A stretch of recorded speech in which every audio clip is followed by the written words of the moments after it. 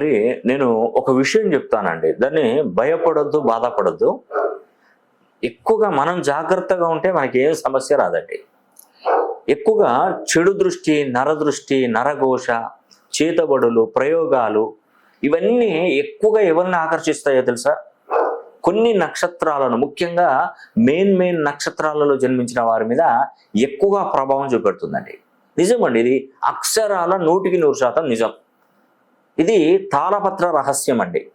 ఆరుద్ర నక్షత్రంలో మీరు జన్మించినా కానీ, స్వాతి నక్షత్రంలో జన్మించినా కానీ, శతభిష నక్షత్రంలో జన్మించిన వారు కానీ, మఘా నక్షత్రం, అశ్విని నక్షత్రం, మూలా నక్షత్రం, ఈ 6 నక్షత్రాలలో గనక మీరు జన్మిస్తే ఎక్కువగా చేతబడులు చేస్తుంటారండి. అంటే మీరు తొందరగా, నేను ఎప్పుడైనా గమనించండి, క్షుద్ర మాంత్రిక తాంత్రికులకు ఎక్కువగా ఈ 6 నక్షత్రాలలో పుట్టిన వారంటేనే ఎక్కువగా వాళ్ళ మీద ఎక్కువగా అబ్జర్వేషన్ అనేది పెడుతుంటారు.